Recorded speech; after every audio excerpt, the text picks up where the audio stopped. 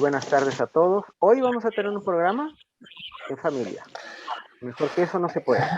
Así que, bueno, tenemos a un escritor, a un maestro masón, divulgador especializado en simbología, ciencias ocultas y filosofía de la historia. Medalla de las 4 sinagogas, otorgada por el Consejo Sefaradí de Jerusalén. Siempre sabemos que no todo se sabe o no nos es dicha toda la información con respecto a algo. Así que hoy lo importante es que estemos atentos, mente y corazón abierto, porque vamos a aprender y nos vamos a sorprender de algunas cosas que este señor nos va a decir, garantizado. José Ignacio Carmona Sánchez con todos nosotros. Gracias por estar aquí, gracias por apretar un poquito tu agenda, porque sé que estos días has estado bastante atareado. Gracias por estar, todo tuyo. Pues nada, lo primero, eso, bien hallado. Y saludos a todo el mundo que nos está escuchando. No sé si querías, porque me dijiste que pusieras los libros o hablamos al final, como tú quieras. O sea, yo los puedo mostrar. No, sí, básicamente has nombrado una cosa que el yo, ya sabes que en el mundo espiritual no existe o no debe ser pronunciado. Y de hecho hoy vamos a tocar ese tema, ese tanto yoísmo, ¿verdad?, que ligado al ego. Pero bueno, mira, para ir muy rápido en titulares, Un tiempo fuera del tiempo, que es un libro de relatos, de las sogas de la fidelidad y del amor. Estos son un libro que se hizo con motivo del COVID y demás, o sea, una participación desinteresada, pero es un libro meramente relatos. Ya metiéndonos en harina, Toledo, Judíos, curiosidades, mitos y encantarías. Va por la segunda edición. Psicofonías, el enigma de la transcomunicación instrumental. Yo lo muestro como habéis pedido, ¿eh? No es que haga promoción. El más allá, aquí ahora. Este es un tema muy interesante sobre el enigma de la conciencia, que es uno de los temas que más me apasionan y que creo que está en la base de toda la fenomenología que afecta al ser humano, de todo, en todas las vertientes. La España mágica, un recorrido, un itinerario por etnográfico, antropológico, misterio, ciencia, historia. Y ya de lo que nos ocupa, ya metiéndonos más en harina, el retorno de los sabios, unas charlas con grandes especialistas en cabalá, sufismo, hermetismo, en fin, aquí vais a encontrar una fotografía de lo que es la espiritualidad contemporánea. Santa María de Melque y el tesoro de Salomón, algo tocaremos, porque hoy vamos a hablar mucho de esa llamada mesa de la proposición, o mesa de los panes, y José Ignacio Carmona, Toledo, la mesa de Salomón. Yo creo que ya ha ido en titulares, así ahora que cuéntanos ya... algo, ¿cómo podemos conseguirlo de este lado del charco? Bueno, yo creo que lo más fácil por Amazon o todas estas plataformas que por desgracia son las que tienen presencia en todas las partes. Yo diría todos tus libros, yo diría Niberlibro en España, que es una plataforma que agrupa a muchos libreros. Todo colección, se escribe todo junto, porque ahí es una página donde yo encuentro muchos libros, artículos descatalogados y seguramente a un precio muy competitivo. O sea que realmente yo creo que son las plataformas que yo también suelo utilizar para encontrar ya libros de segunda mano, descatalogados. Y bueno, en este caso la novedad es el próximo libro en el que estoy, que obviamente todavía no ha salido y que tiene que ver mucho con lo que vamos a contar hoy, si queréis. Estupendo. Adelante, por favor. Bueno, yo creo que antes de nada hay que poner un poco de unas pinceladas, que sé que es lo más aburrido, pero es que para comprender la historia, porque yo no, obviamente, no me gustan las etiquetas ni me etiqueto como especialista en nada. Yo soy un asombrólogo. O sea, a mí me sigo asombrando el camino al conocimiento y es esa la única etiqueta con la que me siento identificado. Decir que luego pasaremos, porque sabéis ese dicho que en latín se traduce del oscuro por lo oscuro y hacia lo desconocido por lo desconocido. Pero eso entraremos después. Lo primero que hay que decir, para dar esas pinceladas y situarnos en un marco histórico, es que sobre ese sustrato de creencias animistas van surgiendo lo que son las filosofías o los sistemas religiosos. El hombre, claro, el hombre más antiguo en la infancia de la humanidad, en un momento dado tiene una serie de fuerzas de la naturaleza ignotas que cree que actúan o operan sobre él, y luego tiene obviamente también unas fuerzas que tienen que ver mucho con ese arcano de lo sobrenatural. ¿Qué es lo que hace? Personifica todo este tipo de fuerzas y entonces establece dos modos de enfrentarse a ellas. Una por confrontación, los exorcismos, y otra por diálogo, la propiciación. Quien mejor habla de esto es Karl Hesper, que es lo que llama el tiempo eje, entre el 800 y el 200 a.C., donde él dice que surgen los grandes sistemas filosóficos religiosos, todos los sistemas de creencias de las religiones principales.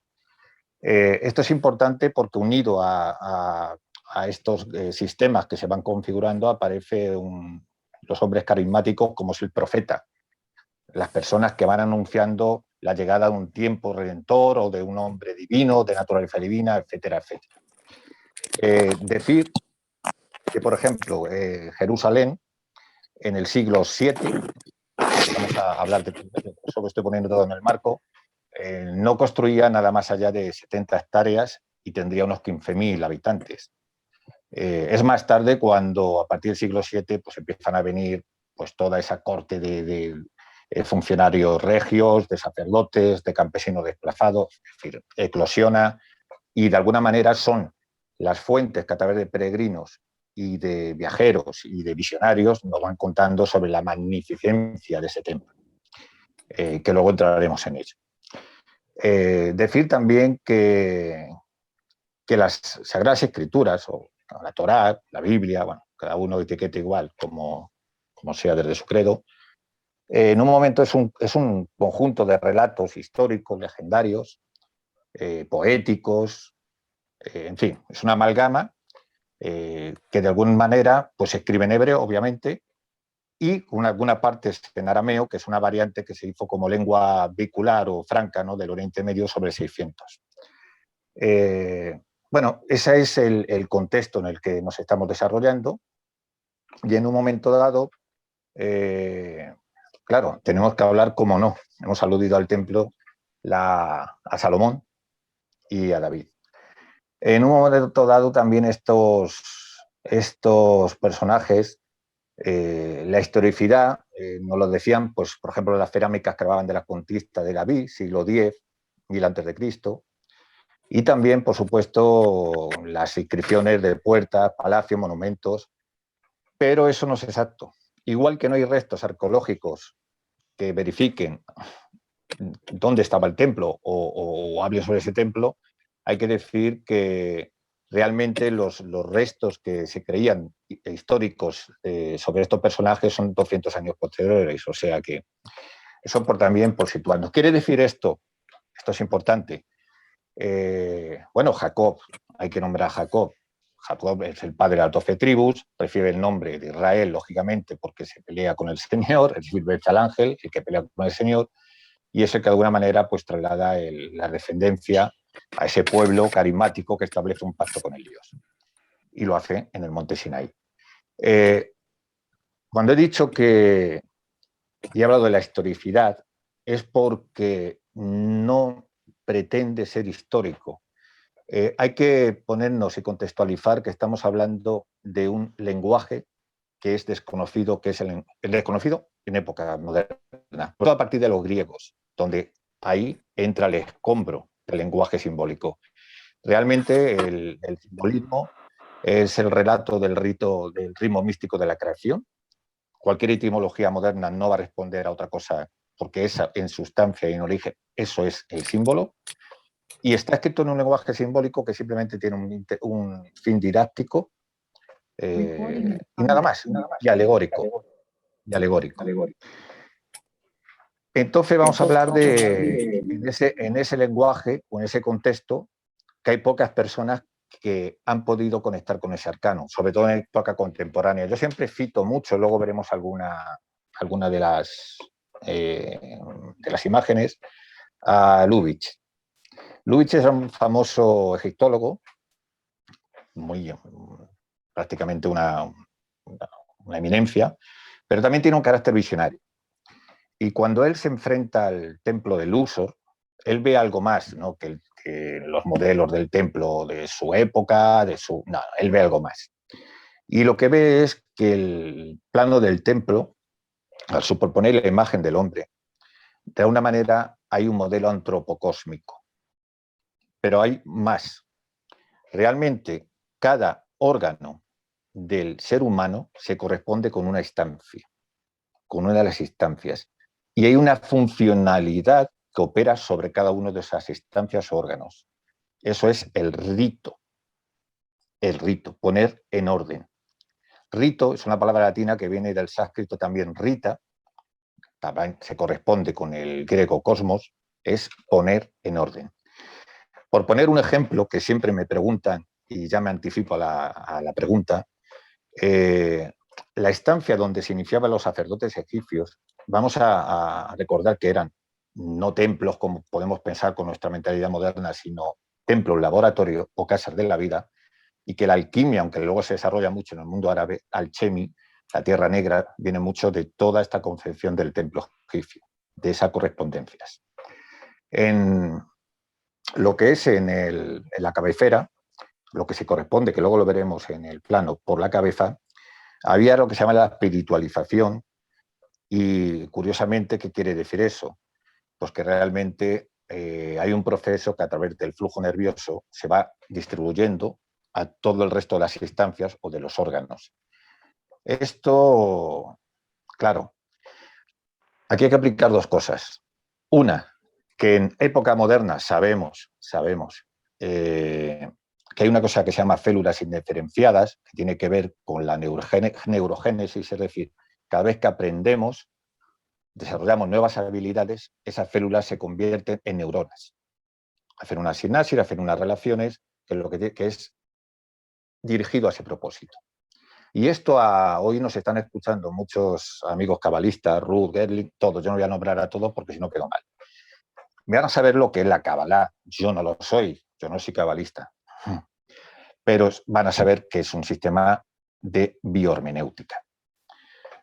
Esto lo van a comprender muy bien porque realmente al estar la primera y última idea, cuando hay una transposición, cuando las permutas, sale célula.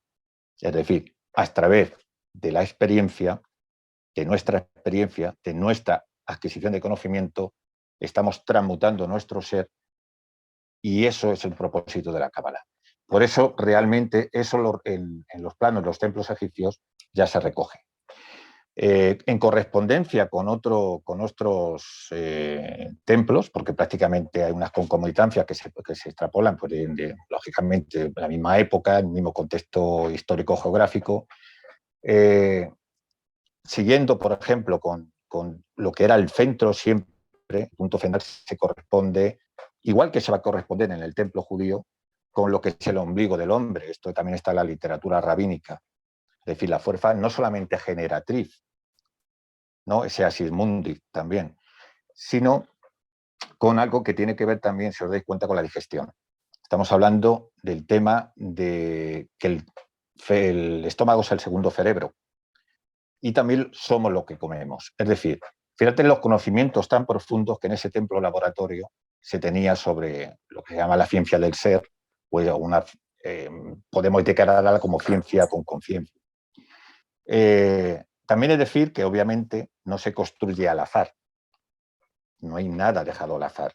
Es el faraón quien, acompañado de Sisac y otros dioses menores, tiene que hacer lo que se llama el arte de la traza, es la trazabilidad del templo, es el sumo sacerdote por excelencia. Y realmente en la construcción tampoco hay nada dejado al azar. Por ejemplo, por poner un caso, siguiendo o abundando en la condición de templo laboratorio, cuando la piedra se escoge en origen, en la cantera, no se escoge la piedra erosionada que es de la cantera externa, sino la piedra más interna que tiene una polarización distinta. Es decir, eso se hace de una manera intencionada, porque ellos aplicaron técnicas que hoy en día, pues hay una ciencia, no sé en origen cómo se llamaría, que es la geobiología, que habla de determinadas fuerzas, microondas, sutiles. El Instituto Max Planck lo ha demostrado también, que tienen una incidencia sobre los tejidos y sobre la sangre y de hecho pueden llegar a intervenir, digamos, en el nivel o el potencial energético del hombre. Ellos sabían utilizar y conjugar todo ese tipo de corrientes, por eso hay tantos estanques, independientemente de si el bolino cósmico, que todo el mundo ya ha hablado de ello y se ha escrito y en fin, hasta la extenuación. Es decir, hay un propósito de todo ello. Y eso lo vamos a encontrar también en el mundo judío, obviamente, en esa delimitación del marco del espacio sagrado. Algunos especialistas, no voy a ser el primero, ¿no? Cuando el sueño de Jacob, por la escalera de Jacob, la puerta del cielo, obviamente no la Babilú, como decían de los babilonios, sino tiene que ser en Jerusalén, o más claramente cuando en el monte Sinaí Moisés, el Señor, le dice que se quite las sandalias o se ponga las sandalias. Se ponga las sandalias. Es decir, eso ya lo sabemos, la delimitación de los espacios sagrados. De hecho, el Señor, cada uno que también aquí que etiquete como quiera, Adonai, yo no voy a decir, pero ser muy, muy respetuoso con todas las creencias. En un momento dado, lo que incluso le da los parámetros que para construir lo que es primero el tabernáculo móvil, que ya sabéis, la tienda del encuentro está en el centro, al este, es decir, en relación al sol, Aarón y Moisés, perdón, sí, Aarón y Moisés, y luego están todas las tiendas de las 12 tribus. Obviamente siempre en el centro está la casa del Señor. Esa es la delimitación del espacio sagrado por excelencia. Decir, obviamente también recordar, que no lo he dicho antes, que a diferencia de otras mitologías cotáneas o paralelas, la historia del pueblo hebreo, yo lo he denominado un pueblo carismático, no tiene nada que ver, es una historia terrenal. O sea, no es como los relatos de Isis, Osiris y Horus, ni como la epopeya de Gilgamesh, por ejemplo, ¿no? Pero ahora sí voy a entrar en el terreno de todo ese lenguaje simbólico, ¿no? Porque lo que sucede en el monte Sinaí es una iniciación colectiva. Ahí primero es donde cobra entidad como pueblo, o sea, entidad política, y sobre todo lo que nos ocupa, todo lo que nos gusta a nosotros, hay una cosa muy importante que son el simbolismo que hay alrededor de ese encuentro, ¿no? De Moisés con Yahvé. Primero está el fuego. El fuego es un elemento que ha cambiado el paisaje interior del hombre a través de la cocción de los alimentos, fue un salto evolutivo, y el pasaje y también el paisaje exterior del hombre. ¿Por qué? La metalurgia, la transformación, es decir, es un signo arquetípico de transformación por excelencia. Asociado desde el punto de vista de simbología y de las religiones comparadas, desde luego el fuego, vamos a estar aludiendo a la Kundalini, es decir, a esa energía que recorre el ser humano, que si la despiertas te puede transformar, ¿no? te puede despertar, un despertar de conciencia. También tiene que ver muchísimo con los dioses serpientes, los dioses serpientes. Y esto ya nos metemos, como he hablado, de que ahí se produjo una iniciación colectiva y, claro, el gran iniciado es, lógicamente, Moisés. Y digo que es una iniciación colectiva porque realmente ese despertar de conciencia, esa serpiente, hay que analizarlo, ese simbolismo, muy detenidamente. Esa serpiente, bueno, todos sabemos que en griego pues, tiene un nombre Nejas, que es una numerología que es el Mashiach, es decir, 358, creo que la numerología, tienen el mismo potencial.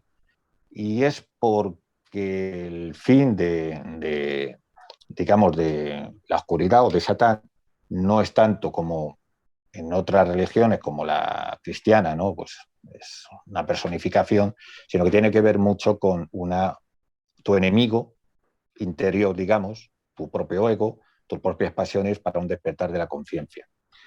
Pero la serpiente, aquí, como en otros lugares, hay una cosa que es interesante matizar, que muchas veces se presenta en su mayor excelencia como el protógonos, una serpiente de 4 cabezas. Igual que el diablo, en una de sus acepciones o etimologías, es el duplo, el doble. Y esto hay que matizarlo muchísimo. ¿Por qué? Porque llega un momento en el que también hay un proceso de individualización o autoconsciencia.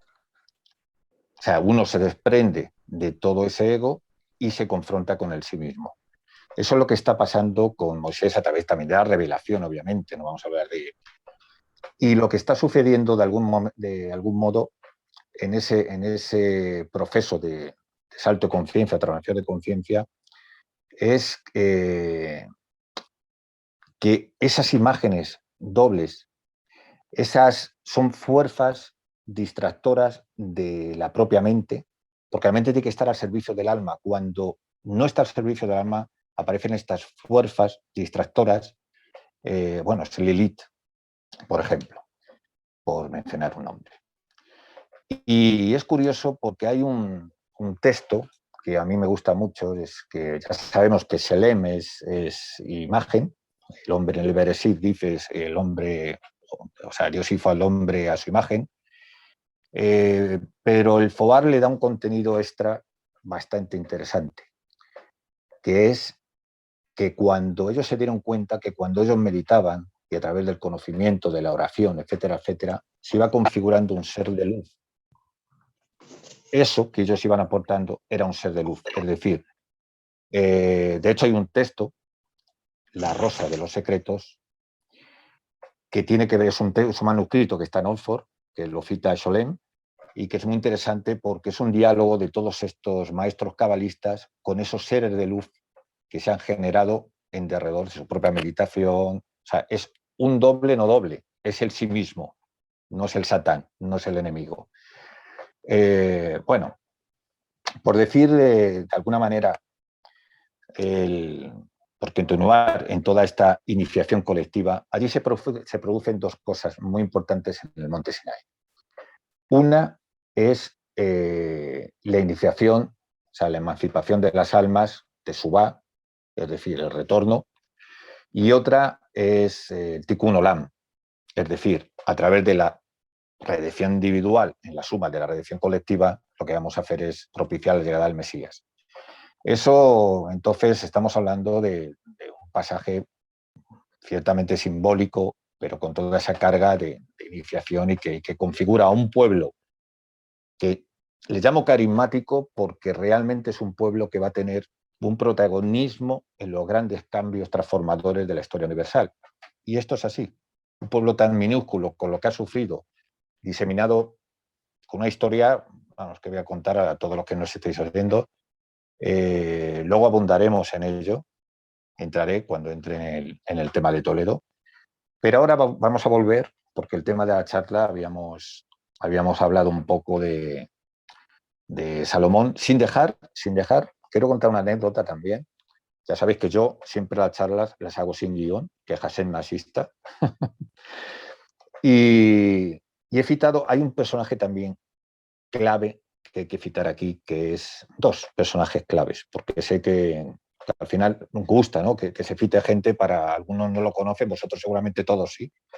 Uno es Matila Jica, la estética de las proporciones, el número áureo, Dalí, todo el mundo estaba fascinado con él. Incluso Le Corbusier, cuando habla el modulator, escribe el modulator, dice: este hombre es un genio. ¿Por qué? Porque él había conectado con la arquitectura y con la ciencia sagrada, el arte de los antiguos, de construir. Entonces, había decodificado muchos de los secretos de la geometría sagrada, lo repito, Matila Jica, y en el modulator, Le Corbusier habla muchísimo de cómo con la Revolución Francesa el patrón de medida ya no es el hombre, no es el codo, no está relacionado al hombre, sino al metro, con lo cual es una arquitectura desustancial, o sea, no tiene nada que ver. Esto es un dato. El otro, creemos que todas estas cosas, o hay gente que pueda pensar que lo que he dicho, a lo oscuro por lo oscuro y a lo desconocido por lo desconocido. Hay otro personaje fascinante que es Marius Schneider. Marius Schneider es contemporáneo y no tiene, él no se catalogaba como esotérico, ni mucho menos, era un musicólogo de una reputación increíble. A él le han catalogado como, sin pretenderlo, como uno de los mayores esoteristas del siglo XX. Y lo curioso de Mario Schneider es que él, el lenguaje de lo profundo, de lo alto, es un lenguaje, todos lo sabemos los que estudiáis Kabbalah, yo no, es asociada, ¿no? Cada letra hebrea pues, a una energía. Tú cuando mueves, estás moviendo energías y estás moviendo otras realidades. Y él estaba codificado en una realidad que era el lenguaje musical. De modo que cuando él entra en el monasterio de San Cugat, él ve que de cada 2 columnas hay una nota musical, de que determinados animales se corresponden con símbolos astrológicos, escribe el origen musical de los animales símbolo, y de tal manera no solamente lo cree, sino que lo llega a estructurar, que descubre una variante que se había perdido del Iste Confessor, que es un himno, o sea, hizo y decodificó algo que estaba escrito en las características ocultas de la construcción. Y lo hizo también en la Catedral de Gerona. Digo porque para que veamos que sí que hay un arcano simbólico que hemos pedido la conexión con él. Volviendo ahora sí, resituémonos en época más antigua y nos vamos al personaje de Salomón.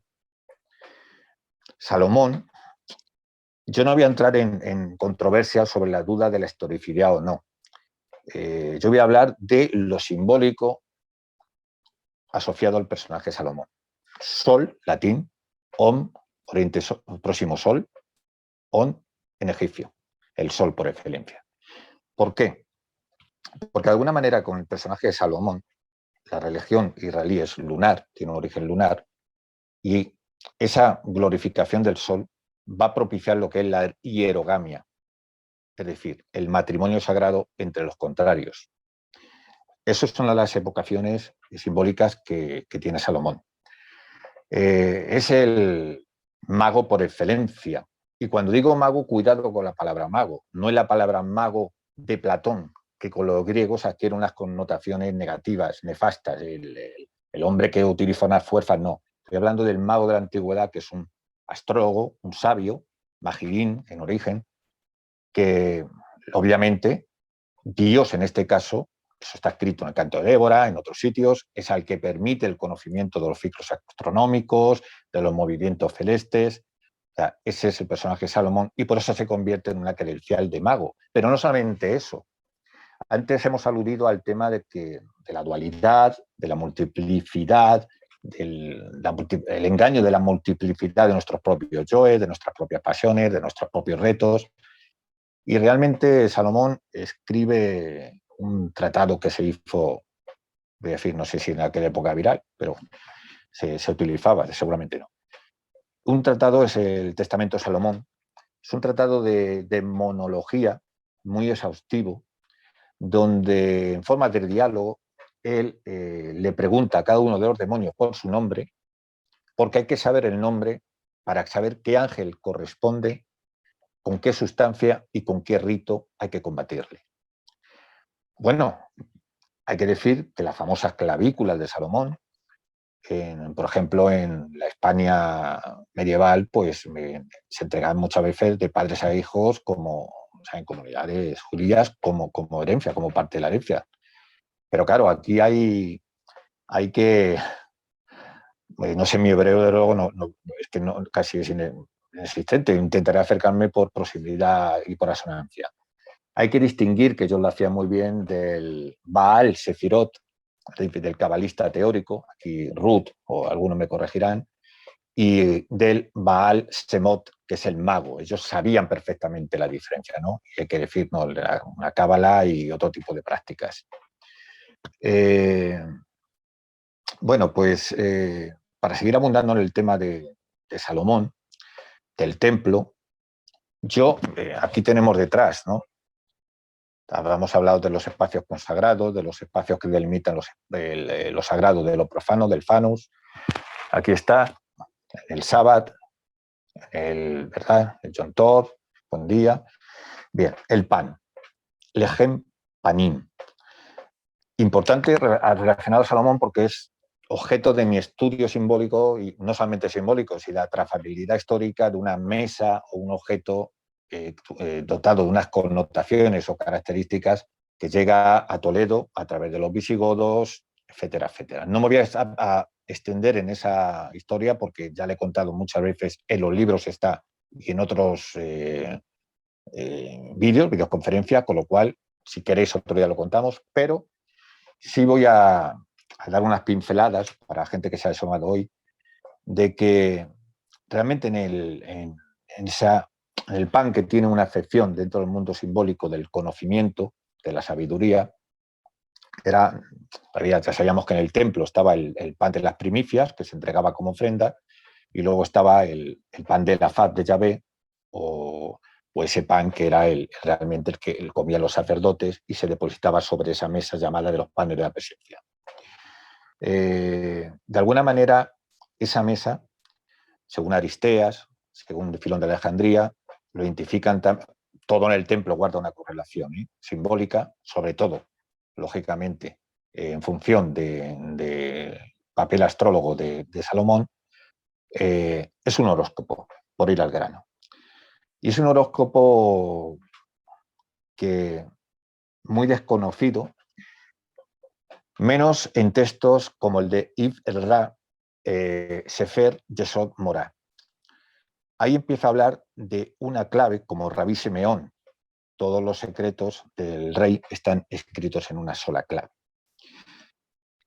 Es curioso porque la figura del sumo sacerdote, con su efod, con su pectoral, en medio de ese pliegue, bueno, todavía hay un simbolismo de piedras que representan las 12 tribus, las fases de los astros según las correspondencias, etcétera, etcétera. Tampoco voy a extender, que lo he contado varias veces ya.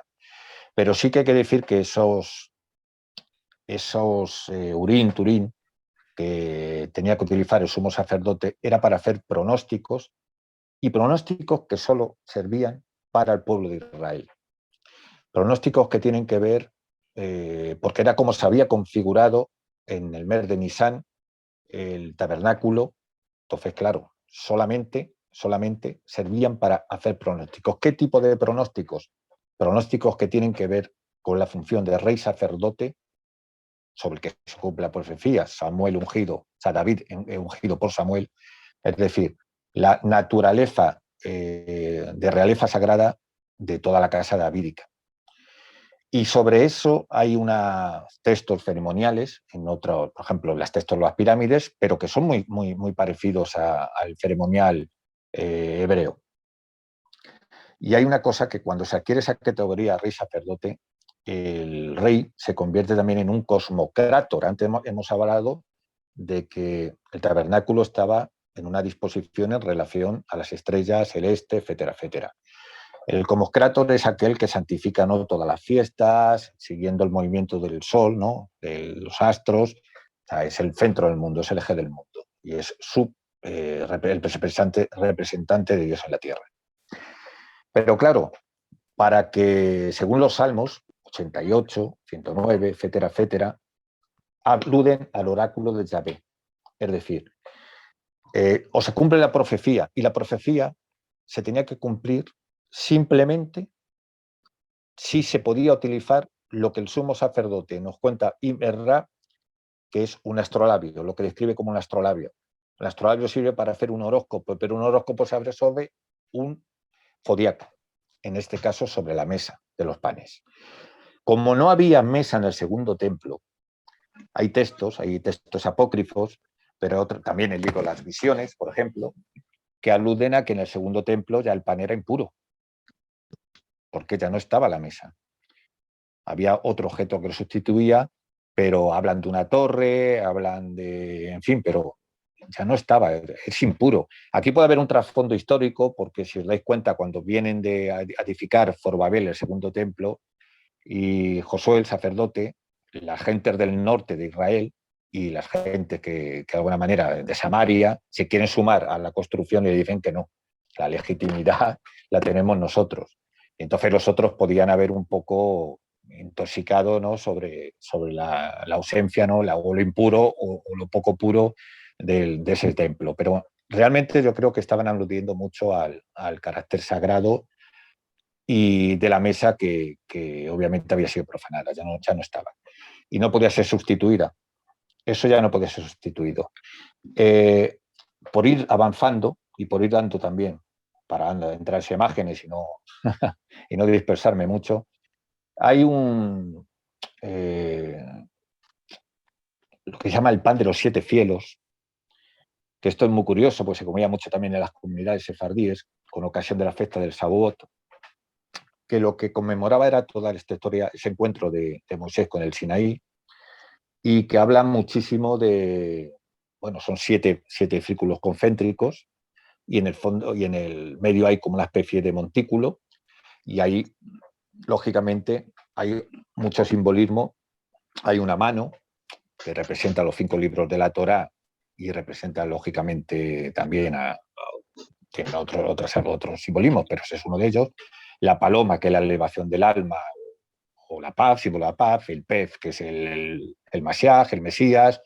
En fin, hay una serie de simbolismo que en fin, el pan es una cuestión bastante interesante, el simbolismo que tiene. De hecho, la asonancia de Betel-El y Betel-Elem, o sea, de la casa de Dios y la casa del pan, está describiendo que estamos hablando de algo muy importante. Y digo esto porque como objeto histórico, de verdad, que en un momento dado se pierde, y es muy probable, y esa es una de las tesis mías, de que llevo mucho tiempo, que se pierda su paradero, lo que llamamos la mesa de los panes de la proposición, y se pierda, o mesa de Salomón, y se pierda en Toledo, cerca de Toledo. Pero claro, aquí entramos ya en otro terreno que no sé si me estoy extendiendo, no sé el tiempo que llevo, que es el terreno el significado de Toledo. Toledo, obviamente, que voy a decir yo y que no conozcáis, pero Toledo es algo más que una ciudad.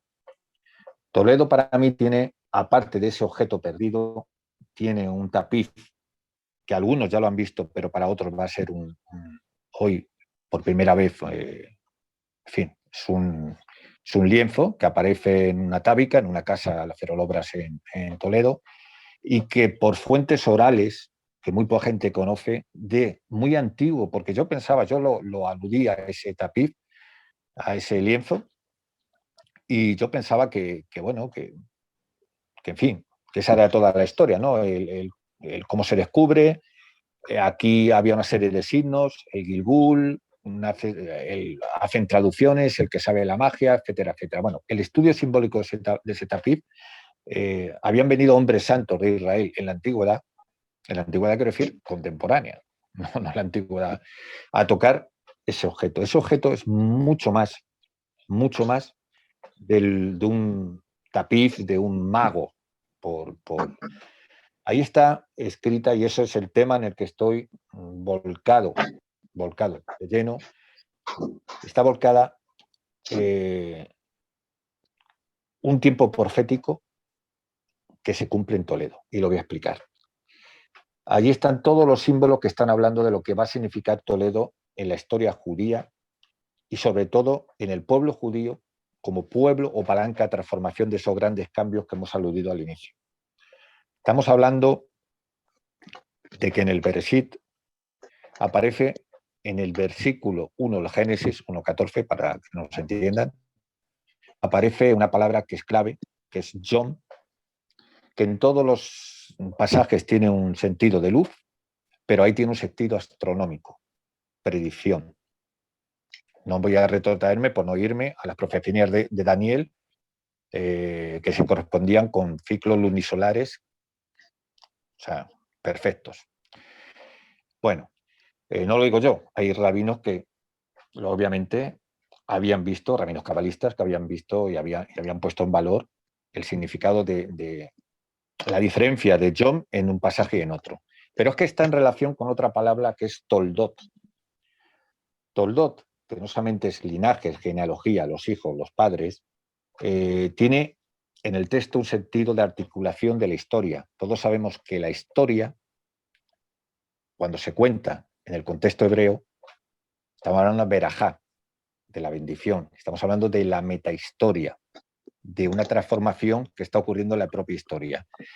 Toldot, en relación a John, está diciendo que hay una profecía o hay un papel crucial que se va a cumplir en Toledo. ¿Qué se cumple en Toledo? Pues en Toledo se cumple ni más ni menos que la reunificación de todo el saber antiguo, se cumple el que todo ese amalgama de conocimientos, después con la expulsión, se va a configurar también un mundo moderno, es decir, una ética, la separación de la religión de la vida privada, se va a transformar el mundo y todos sabemos el papel. De hecho, lo cuento en el libro, pero como voy con titulares no me puedo extender en ello, ¿no? La comunidad de Ámsterdam, los astoleranos, etcétera, etcétera, cómo saltan a América, el nacimiento a través también de la influencia de la escuela Salamanca, que eran todos conversos, de un liberalismo mucho anterior al liberalismo americano o a la Revolución Francesa. En fin, eso no lo voy a contar ahora.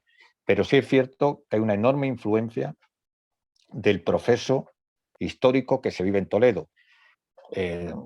No solamente en esa cultura andalusí transformadora y aglutinadora de todo el saber, ¿no?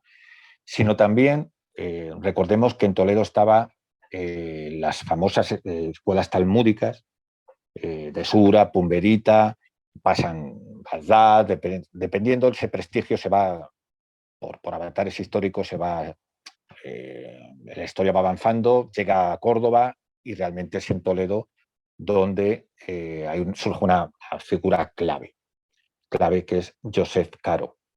Joseph Caro, que escribe, no sé cómo se dice en hebreo, pero bueno, Mesa Preparada, que es uno de los textos cumbre y que ha llevado el consenso de los grandes sabios, porque él había reunido de todo ese saber que ha ido avanzando, lo había compilado, consignado y lo había preservado.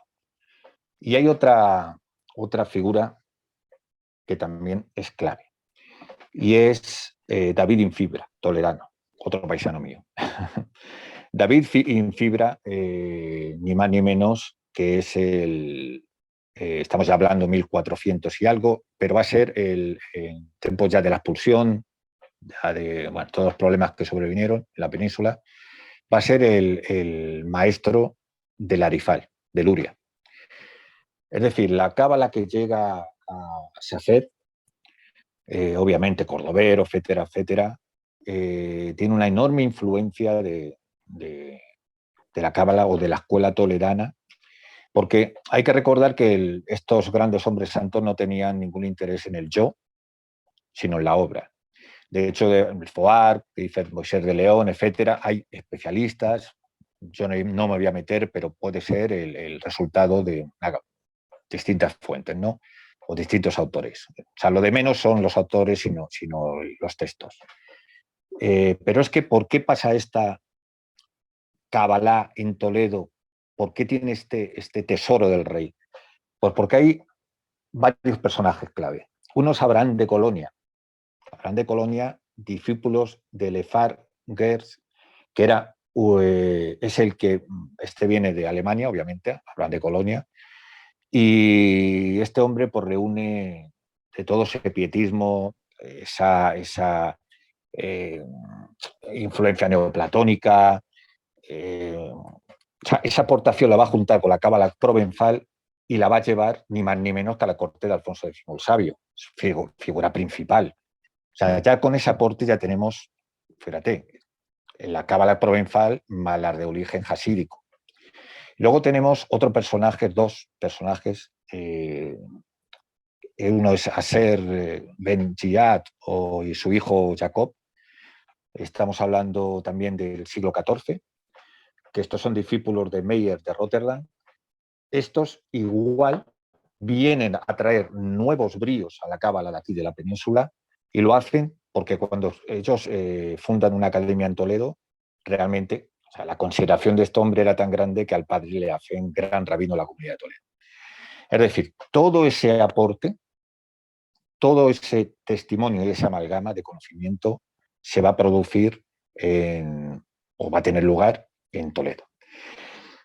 ¿Y por qué es importante la Kabbalah en este sentido? Es importante porque la Kabbalah es lo que ha preservado al judaísmo de intromisiones foráneas, ¿no? En un momento dado, el racionalismo, la evolución histórica va por un lado y la identidad, ni más ni menos, lo que conocemos como identidad del pueblo judío, entroncando con ese fenómeno de autoconciencia que se produce en el monte Sinaí, que hemos aludido, pues se va a producir a través de la Kabbalah. Luego, claro, hay formas extravagantes, ¿no? Seti, Sarabi, todo este movimiento que surge, que es reconocido por el Mesías, que por eso luego, claro, ponen el prefecto de que, bueno, cuidado, no nos desviemos, que a partir de los 40 no lo estudie nadie, y etcétera, etcétera. Una cosa que quiero dejar un apunte que para mí es anticipatorio de lo que estamos viviendo y que entronca con todo el principio de lo que he dicho, es el... Bueno, todos sabemos que en el 18 hasta hay unos siglos que la cábala, nada, no podemos decir que avance mucho o no lo conocemos, pero hay un personaje clave que para mí también lo es, que es Azoulay, en el siglo XX, en Varsovia, que es un filósofo marxista que se reconvierte en místico. Y digo que es clave porque anticipa lo que estamos viviendo ahora. ¿Qué anticipa? Pues anticipa los peligros de un progreso en el que las tecnologías pueden llegar, claro, privadas del elemento de esa ciencia del ser que era en origen, es decir, de esa ciencia con conciencia. Por procesos históricos hemos pasado a una tecnología que se ha puesto al servicio de la industria y una industria que se ha puesto al servicio del dinero. ¿Y quién es el dinero? El dinero, por lo mismo, yo soy multitud. El dinero sí que es el gran satán de nuestra época. Y si, claro, si quitamos a los progresos de la humanidad de ese freno moral o ese freno ético, que es el que aporta la espiritualidad, pues realmente estamos creando un nuevo golem. O sea, esta tarde que estoy viendo en pantalla, Ruth me hablaba del verdadero personaje que no es Satán, que es tu enemigo, que tiene un propósito incluso espiritual de elevación de la conciencia, ¿no? Sino pues un personaje Amalek, que es el que no aporta nada, o sea, el que simplemente, aunque todos sabemos que en el judaísmo la materia sí sirve, porque oye, aporta conocimiento, ¿no?, a la progresión de la conciencia, y por eso no hay monjes, pero sí es cierto que privado de ese conocimiento y de ese cambio de conciencia que se produce a través del autoconocimiento, el progreso, y él lo anticipa ya en principio del siglo XX, viene totalmente de esa filosofía marxista, y a través de la cábala se convierte en una persona visionaria. Yo creo que aquí lo podemos dejar y vamos a pasar a las imágenes, porque yo creo que también hay que... El tiempo no sé lo que llevo, porque digo que no. No sé lo que llevo, Ariel. ¿Ariel? Es la 1:53 hasta las 2:30, una cosa así. Tú nos llevas, no te preocupes. ¿Podemos ver imágenes? Daniela, ¿tienes por ahí cómo poner las imágenes si eres tan amable?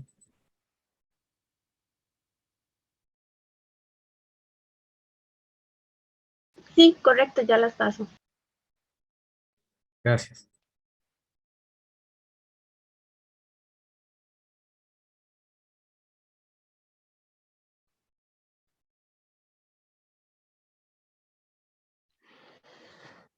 Bueno, este es el templo de Sargón II, por ir un poco a contextualizarlo en los templos. Aquí sí que nace una especie de geometría sagrada, porque, bueno, en los muros prácticamente las cifras de la construcción pues glorifican, ¿no?, el nombre del rey, y es algo parecido que se va a suceder, como hemos visto en todas las construcciones de arte, de la arquitectura sagrada, ¿no?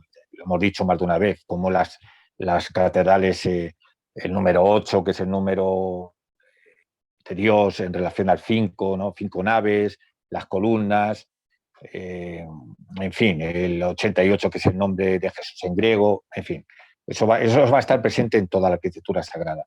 Vamos avanzando un poquito.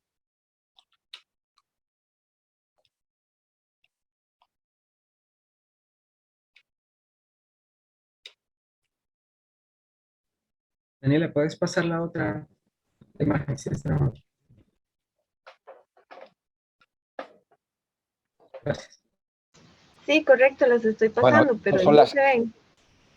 las vasijas de los templos que se colocaban para amplificar, para utilizar un fenómeno acústico, porque obviamente el sonido es algo muy importante que sucede y que es una más de las técnicas desconocidas que tienen que ver con esas fuerzas sutiles que operan sobre el hombre, que tienen un propósito determinado. Entonces, entraban en la construcción vasijas para que hubiera una resonancia y para que se amplificara también el sonido y que todo eso pues tuviera una incidencia sobre... O sea, no es algo que está hecho simplemente con un modelo, con un patrón estético, o está hecho con una intencionalidad clara, vamos, pura.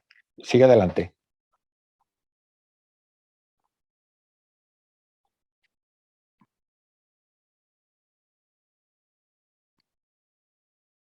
Sí, la próxima imagen.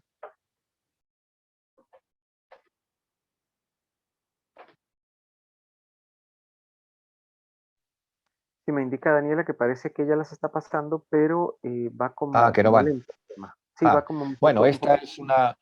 Esta está muy descriptiva porque esta es una... Está ni más ni menos que en la Catedral de Toledo, en el simbolismo de lo que es la silla que está cerca del coro de la catedral. Lógicamente, en el cabildo catedralicio había una gran influencia de los conversos toledanos. Y bueno, esto está estudiado, ¿no? El simbolismo del coro de esta catedral, que tiene que ver muchísimo con el Foar y con la Gada de Sarajevo. Hay una relación directa. Y este pasaje, por ejemplo, que vemos como Caín muerde la yugular a Abel. Y podíamos estar aludiendo otra vez a ese fenómeno, ¿no? De la dualidad, ¿no? Del duplo, de la duplicidad de la propia condición humana y de la confrontación de tu propio Satán, y la sangre pues es el vehículo, ¿no? del espíritu, y realmente pues este rico simbolismo, el alcalú del Foar, pues lo tenemos ni más ni menos que en una joya de construcción como la Catedral de Toledo, en un marco cristiano. O sea, cualquiera persona que invito a visitar Toledo, no deje de ir si tiene interés por el simbolismo. Le llaman el vampiro a la catedral. Bueno, aquí cada uno, pues ya sabemos cómo es el signo de los tiempos. Si pasa, por favor, otra... Bueno, esta es... Toledo ha sido llamada la Jerusalén, ¿no? De Sefarad, y realmente esta es lo que era la gran sinagoga, y hoy se puede visitar, y como fue cristianizado con el nombre Santa María la Blanca, pero bueno, hay una historia muy curiosa. Tiene una enorme significación por lo que representa, porque muchas crónicas decían que los judíos de Toledo venían de las tribus de Benjamín y Judá, del segundo y tercer recinto, es decir, por eso siempre estaban tan orgullosos de la excelencia de sus orígenes, y que este templo pues había construido con arenas del verdadero templo. Tiene una enorme trascendencia, no solamente simbólica, religiosa, y hoy en día, bueno, pues está en manos del Cabildo Catedralicio, creo que es así, aunque se puede visitar. Y bueno, yo creo que cualquier judío y no judío, pero bueno, judío que venga a la península no puede dejar de visitar Santa María Blanca. Y luego tiene una historia muy curiosa, porque incluso después de la forzosa conversión, la cofradía que regía Santa María Blanca todos eran conversos, y hay muchas anécdotas que tienen que ver con que los clérigos menores tardaban en dar las misas, etcétera, etcétera. Pero bueno, es una joya arquitectónica que, con ese rico simbolismo de construida sobre arenas del templo, pues Toledo. O sea, ¿qué voy a decir? ¿Puedes avanzar?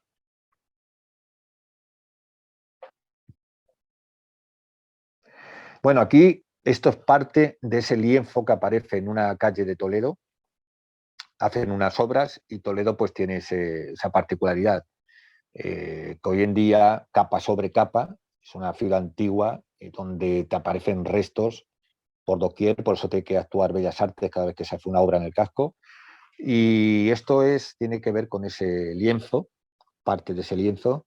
Aquí no se aprecia muy bien, pero tiene una historia curiosa, que siempre he dicho que si lo hubieran fuera a Estados Unidos, ya habían hecho una película los americanos, porque ya sabemos que uno de los preceptos o de los tabúes de la Kabbalah es que no pueden ser estudiados por una persona que no tenga más de 40 años, etcétera, etcétera.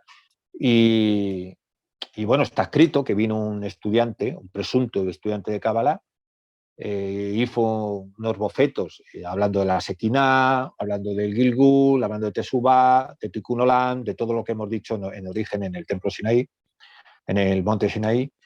Y bueno, pues llega un momento en el que no puede terminar sus trabajos porque fallece. Y era una persona joven, entonces se acrecienta mucho la leyenda.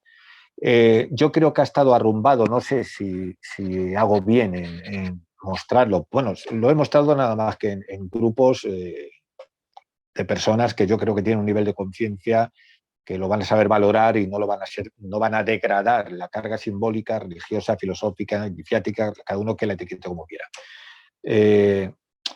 ¿Por qué? Porque si esta mujer, esto pertenece a una vivienda privada, que era una mujer que era pintora, que daba clases de pintura, y una mujer muy mayor de Toledo fue la que me contó la historia que siendo ella niña, esta mujer solo dejaba pasar a muy pocas personas y muy pocas personas permanecieron en el secreto del simbolismo auténtico que hay detrás de este lienzo. Aparecieron otros objetos en la misma casa, pero realmente estamos viendo el 8 por allí, ¿verdad? Estamos viendo, no se aprecia en su totalidad, pero en fin, para mí es un lienzo al que estoy volcando todo mi estudio y todo mi... Intentaré todavía avanzar más sobre él. Avanzamos un poquito más.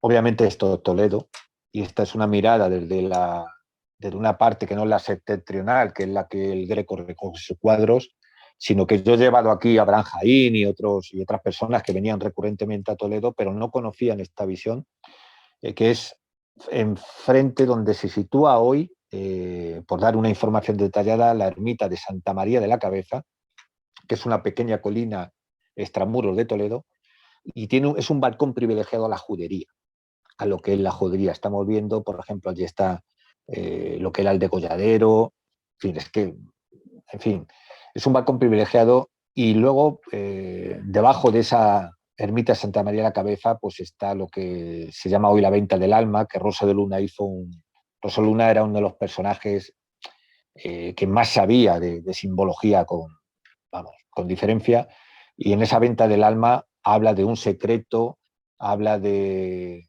verdadero secreto de la comunidad judía de Toledo, y no estamos hablando de una persona que simplemente se dedica a comparar símbolos, sino que esta persona, ni más ni menos, que decían que era la mente más privilegiada de la generación del 98, descubrió planetas, ha escrito simbología arcaica, multitud de libros dedicados al tema de conectar o reconectar con ese lenguaje perdido, y hablaba del gran secreto de Toledo, que formaba parte de la comunidad judía toledana. Avanzamos. Y este es el modelo que he dicho en principio, de Lubitsch, sobre el templo de Luxor, donde vemos que las instancias, como hemos mencionado antes, se corresponden con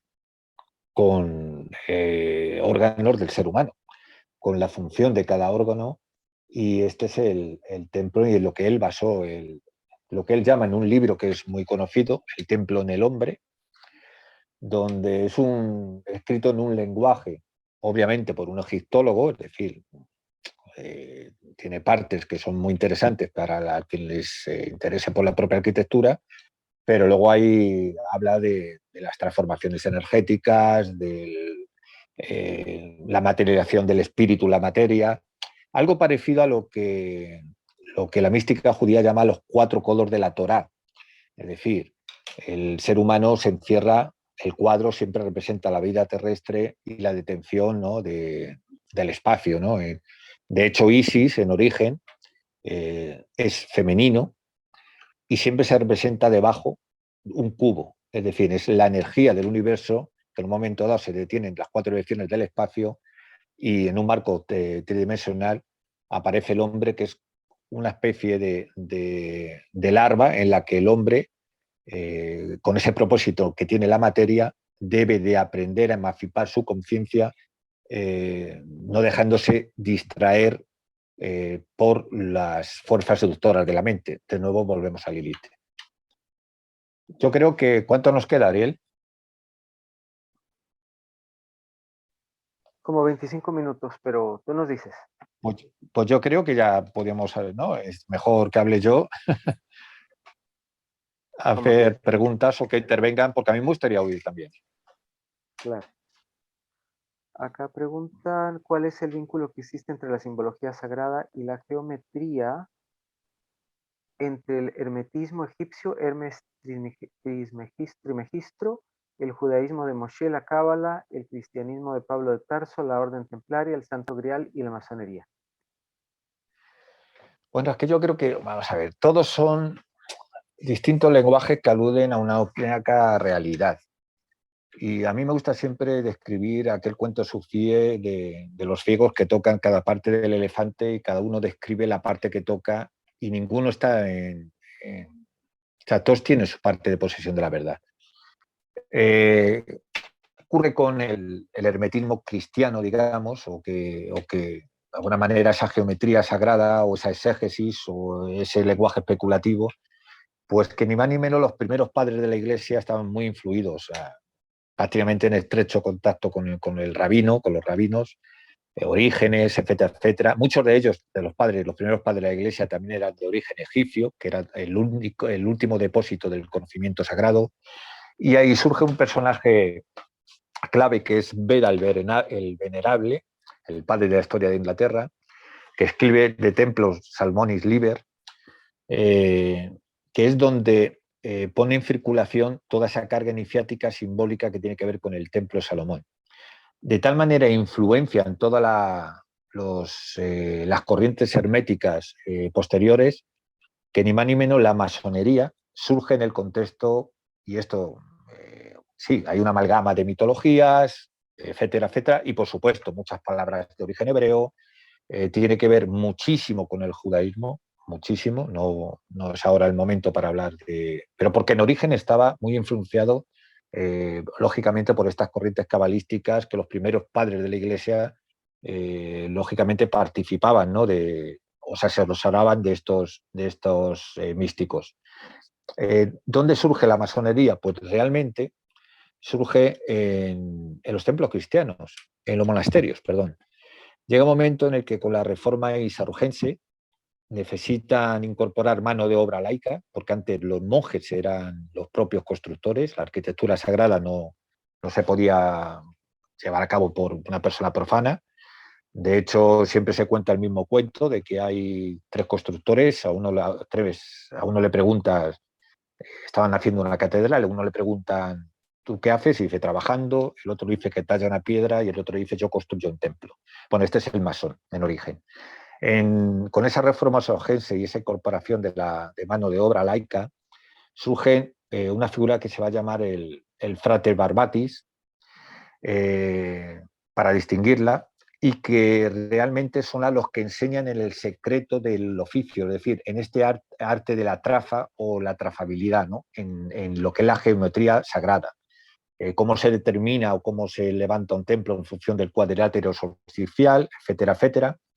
Es decir, que realmente las corporaciones laicas que desembocan o que evolucionan en lo que más adelante vamos a conocer por masonería están influidas por ese contexto histórico que se produce en los monasterios y luego por las nuevas corrientes emergentes del cientificismo moderno a través de la Royal Society, etcétera. Y es una masonería posterior ya muy influenciada por el racionalismo, con lo cual ha perdido ese carácter iniciático de las primeras logias de constructores. Pero realmente el arte sagrado, el hermetismo, la masonería, se llame como se llame, forma parte de esa filosofía perenne que está presente como fondo de depósito en todas las religiones y está narrada y transmitida de un modo secreto y arcano. De hecho, se transmitía por una cadena de iniciado a iniciado por la prerrogativa del silencio y el secreto. La primera mención que tenemos a que esto se rompe es en Lisis, siglo IV, creo que era antes de Cristo, huye de la catástrofe de Metaponto y hay una carta en la que un iniciado de una logia neopitagórica a otra le dice que se está iniciando a personas que no cumplen los preceptos para bueno, pues para tener ese nivel de conciencia de la labor que van a desarrollar.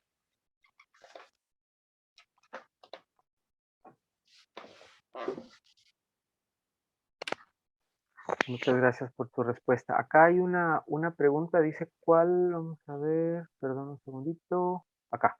Háblame de la importancia del rito de iniciación en toda la vida, no solo en la masonería, y qué opina la masonería de los ritos de iniciación en la cultura, en todas las culturas, nos dice la señora Ruth. Bueno, yo creo que el rito, la masonería de contemporánea, yo creo que ha perdido mucho la carga, la conexión con la cadena del ser, con la cadena de transmisión. Es una masonería que se ha contagiado muchísimo del positivismo, de las nuevas corrientes racionalistas, y hay poca... El método sí tiene esa carga simbiótica, sí tiene los ritos, hay que recordar que son símbolos dinámicos, es decir, símbolos en movimiento, y que cuando nos reunimos en logia hay una cosa que se llama el egregor, que es un estado de conciencia al consumo. Estado, se mueven energías que de alguna manera, o se mueven realidades que tienen un propósito que es la propia transmutación del ser a través de la propia observación, no solamente del rito como símbolo, sino de todo lo que está sucediendo en esa delimitación de espacios sagrados. El problema de la iniciación es que se ha desustanciado muchísimo, porque ya en el siglo III-IV estamos hablando de un Egipto donde se vendían los secretos, estamos hablando de que realmente uno de los problemas que teníamos también era que todas estas religiones mistéricas, etcétera, etcétera, todas las iniciaciones eran para gente que pagaba los misterios, con lo cual todo lo que tiene que ver con el bill metal, con los metales que tanto saludan en masonería, no tiene, está, vamos, en la diáspora de cualquier tipo de espiritualidad y de crecimiento espiritual. Yo pienso que la masonería sirve como método de transformación, y las instituciones, pues me reservo la opinión, porque siempre cuento un pequeño cuento que le puede servir a mucha gente, que es que baja el diablo al mundo con su acólito, con su mejor discípulo, y este le dice, maestro, hay una semilla de verdad que anda sola por el mundo. Y este le dice, no te preocupes, pronto la institucionalizarán. Eso pasa con el conocimiento. Una vez que se institucionaliza, se convierte en otra cosa. Claro, voy con una pregunta y pasamos al señor don Mauricio, y luego paso a otra, a lo que nos recomienda la señora Ruth, que está muy interesante. Primero, Nani Prados dice, ¿qué nos podrías decir de las clipot? Perdón, la primera pregunta que te hice fue de la señora Lisette Mondragón. ¿Qué nos podrías decir de las clipot y el árbol de la muerte y de Taumiel, el gemelo de Dios, y su relación con Satán? Vamos a ver, primero solo tenía que contestar, eso ya lo he puesto yo al principio, de que yo no me puedo etiquetar como un cabalista, sino como un asombrólogo o como una persona que es interesada en un iniciado, pero creo que esto pertenece muchísimo a la Kabbalah, y yo no puedo responder algo de lo que no tengo un conocimiento exhaustivo para poder tener una información. Yo sí he aludido al tema de la diferencia del Satán con lo que se cree en el mundo cristiano, por esa confrontación, esa tiniebla. Lo que sí tiene es la función de elevar el nivel de conciencia, de ponernos contra nuestro propio oponente, pero realmente el decir una personificación de una fuerza y de gemelos, pues yo creo que volvemos a lo mismo de siempre. Diablo, la raíz de duplo, a que es el doble, es ese idolón que dicen otras, o seraimón de otras como el mundo griego, que precisamente es de lo que tanto hablaban los rabinos y sobre todo los cabalistas cuando hablaban de cuidado con el tema de Selem, de la imagen, ¿no? De que nosotros estamos alimentando también, Jung, etcétera, etcétera, estamos alimentando una sombra que acompaña, que tiene vida propia, por más que nos parezca, pero tiene vida propia porque la alimentamos nosotros y está hecha nuestra imagen y semejanza. Todo el mundo tenemos nuestro yin-yang, todos tenemos nuestras, como he dicho antes, nuestras fuerzas contrarias y es responsabilidad del hombre armonizarlas, pero yo no me podría meter en el tema del símbolo Lucifer como símbolo de iniciación, ¿no? Otros lo han visto así, que esas fuerzas oscuras, ese nigredo es el que de alguna manera te aporta la capacidad de extraer luz. Yo sí digo que, por ejemplo, lo único que puedo apuntar, que va a formar parte de mi libro, que es una cosa que estoy con mucha atención, y es como en determinados círculos cabalísticos que se han instruido en Toledo, pero que se van tras la expulsión, y por ejemplo en comunidades americanas, en México, por ejemplo, los procesos inquisitoriales hablan de extraños ritos que tienen que ver con la sexualidad y con la santificación. Es la redención por el pecado. Eso tiene un sustrato y tiene una explicación, y tiene que ver precisamente con todo este tema de la reunión, ¿no? Las Kelipot, todo este tema de reunir los contrarios y sacarlos de esa oscuridad para que se hagan luz. Y todo dentro de un proceso de santificación y un marco de santificación y pureza, estás haciendo tikkun. Claro, si tú estás hablando de intercambios de pareja, por ejemplo, cosa que se producía en algunos sábados de comunidades conversas, está recogido en procesos inquisitoriales, cómo narraban. O sea, no lo hacían o sea, cualquier persona con una mentalidad moderna o una mentalidad profana puede pensar, pues no sé, en algo degradado o en algo, pero realmente estaba realizado por personas. Una de ellas era Leonor Núñez, que llamaban la rabina, sin serlo, porque o sea, sus conocimientos en lo que es el misticismo eran súper elevados, y he encontrado alguna fuente de que parte de esas comunidades fueron instruidas por un cabalista oriundo de Esmirna, que muda de nombre, lógicamente, para dar el salto al continente, y que es el que adoctrina secretamente a estas comunidades, y lógicamente hablaban mucho de determinadas prácticas que iban a propiciar la llegada de un presunto Mesías. ¿Por qué? Porque de alguna manera sabemos que la Kabbalah del exilio, o sea, de la expulsión, después de la expulsión, está influida por la escatología, por la profecía, por el mesianismo. Se populariza, pierde mucho de su contenido, pero esta Kabbalah tiene un sentido oculto, místico, de poderosa liberación, y que tiene que ver en concomitancia con otras prácticas del prana, por ejemplo, con el tema de cómo manejar las energías presentes en el ser humano. La sexual es una de ellas, porque al final la energía viene de una única fuente, eso no lo vamos a negar.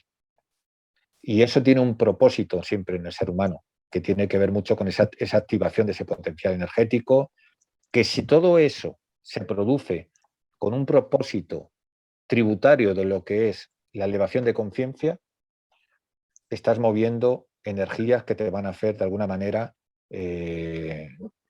transmutarte en fuego, que lo que decía antes, que es el signo de transformación por excelencia. Yo ya hablar de figuras como él lo desconozco, del árbol de la muerte y de la vida. Yo lo único que digo es que el hombre es un árbol inverso que da sus frutos en la tierra, pero hunde sus raíces en el cielo.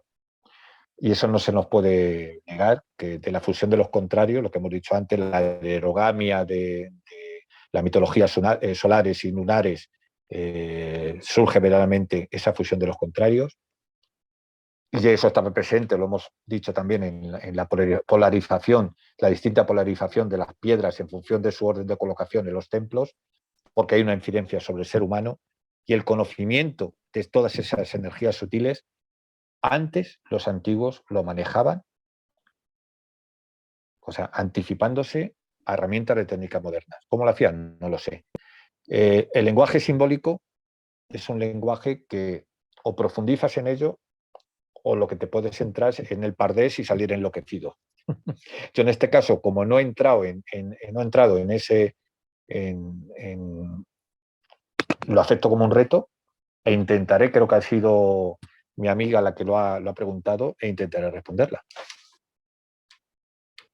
Perfecto, don Mauricio, si fuera tan amable, ¿cuál es su comentario? Gracias, buenas tardes al señor José Ignacio, excelente su conferencia.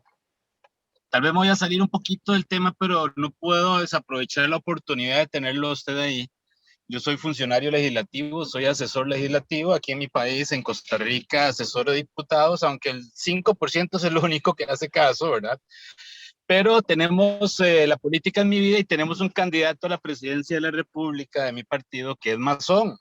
En Costa Rica, al igual que en la mayoría de países centroamericanos, ven a la masonería como sinónimo de brujería, como algo malo, malo, malo. ¿Cómo luchamos nosotros, los seres humanos, no para hacerle entender a la gente, ¿verdad?, la esencia espiritual de la masonería, sino para contrarrestar a veces los ataques tan injustos del cual es víctima la masonería? Muchas gracias, don José Ignacio, y que Dios le cuide, y le agradezco su profesionalismo y su deseo de transferir conocimiento. Muchas gracias. Gracias, Mauricio, y bueno, Taf, te abrazo fraternalmente. Yo creo que es como toda la vida, ¿no? La masonería es una gran desconocida y hay un problema en un contexto histórico. Mi amigo maestro Eduardo Calley, un historiador de la masonería, lo explica muy bien en Los orígenes del templo del Imperio Cristiano, el otro Imperio Cristiano, un libro que recomiendo. Y él habla de que en un momento dado, en un contexto histórico, las grandes casas nobles, más abades, muchos abades, obispos, eran masones. Era como una contrapoder incluso dentro de la Iglesia. Y un poder, emancipación, que hablaba de otra cosa, conectar con todo ese origen. ¿Qué pasaba? Que la Iglesia tuvo que actuar y empezó como a demonizar, ¿no? A surgir un movimiento contrapuesto, y es el que carga a los masones, de hecho están excomulgados, en una comunión, le carga de toda esta carga negativa. Eso unido a la ignorancia de la gente, porque claro, todo lo que tiene que ver con carácter secreto mueve mucho a la fantasía, y se ha escrito, de hecho muchos infiltrados se escribieron con propósito de dinamitar a la propia masonería desde dentro. Y hay que decir que el masón no actúa, no hay proselitismo como en el judaísmo. O sea, el masón es lo que es en función de lo que se han convertido a través del método que te enseña la masonería, que es la revelación progresiva de la verdad. ¿Cuál es la verdad? Pues cada uno tenemos nuestra parte de la verdad. Esa emancipación nunca ha gustado, porque siempre se produce el hereje está fuera de la ortodoxia. El problema que tiene, lo que hay que recordar, para entrar de lleno, la pregunta era muy, muy concreta, lo que hay que recordar es que la masonería, no como un ente que se propone hacer las cosas así, sino que a través de que personas se han educado o se han formado en la filantropía, en la humanidad, en el respeto a todas las creencias, la universalidad, pues han propiciado grandes movimientos transformadores también, como la creación de la Cruz Roja, la creación de la ONU, la creación de grandes organismos que tienen que ver con ese ideal humanista. Otra cosa es lo que digo antes de la institucionalización, que luego pues pervierta el mensaje o el contenido. Pero yo creo que muchas veces aludo a que la verdadera espiritualidad no depende de las instituciones, depende de las propias personas. De hecho, lo he dicho antes, que el Moisés lo que está haciendo cuando está en el Sinaí es un proceso de autoconciencia, de individuación. Está enseñando muchísimo ese profesor al que Dios, lógicamente, le está ayudando. Y lo digo porque realmente el agua, tú cuando lo metes en un vaso, si el vaso es cuadrado, el agua toma la forma cuadrada. Si es redondo, la toma redondo, pero nunca pierde sus propiedades. Creo que somos las personas las que tenemos que realizar la gran responsabilidad que tenemos con nosotros mismos de mantener siempre la espiritualidad y el intentar hacer bien y el cambiar y mejorar a través de nuestro propio cambio interior, una visión holística de la humanidad, es decir, hacer mejoras, intervenir a la humanidad, pero no intervenir con complot ni con...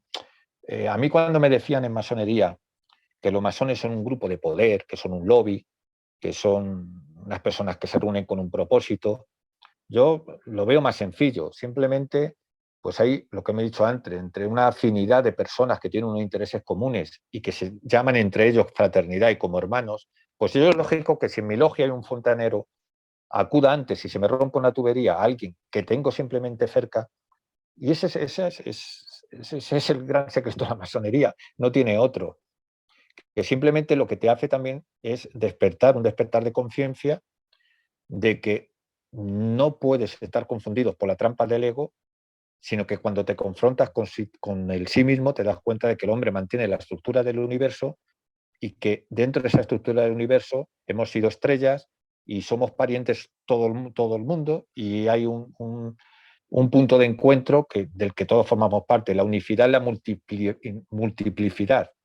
Es decir, sí, tenemos una obligación moral o ética de responsabilidad colectiva y no podemos quedarnos como espectadores de todas las cosas que pasan a nuestro alrededor. Pero cuidado, desde la responsabilidad hasta donde lleguen nuestros brazos. Yo no tengo poder. ¿Qué poder puedo tener yo ejercer? Pues sí lo puedo tener con mi vecino, lo puedo tener con... Es decir, el mejor ejemplo de toda la espiritualidad es el ejemplo de la acción. Un hombre no se define por sus palabras, las palabras mienten. Un hombre se define por sus actos. Entonces dejemos que los actos hablen y, por supuesto, oye, pues cuando la gente dice, pues mira, este es masón y resulta que ese hombre ha hecho una obra buena en comunidad, por ejemplo, pues oye, pues ahí estamos de alguna manera contribuyendo a que la gente pueda ver a la masonería como que es y no como lo que quieren hacer ver. Luego, como sí que está imbuida de esa carga psíquica, que no todo el mundo, porque claro, vivimos en el signo de los tiempos, con la premura, te lees 4 libros de fácil lectura y piensas que ya dominas todas las vías espirituales, y no es así. Todo requiere trabajo. El trabajo espiritual nunca acaba. Y llega un momento en el que lógicamente, ¿qué quiere decir emancipación? Quiere decir que un dominio sobre la propia libertad de criterio. Nadie te pueda imponer algo, pero a través de tu ignorancia sí, te pueden manejar, ¿no? Lo del pensamiento único, la verdad impuesta, la verdad como dogma de fe, eso siempre es lo más contrario a eso que nos enseña el simbolismo que hemos hablado una y otra vez del Sinaí, de la autoconciencia, y uno cuando se desprende de su piel de bestia, es decir, de su materialidad, se da cuenta que se viste del traje del rey.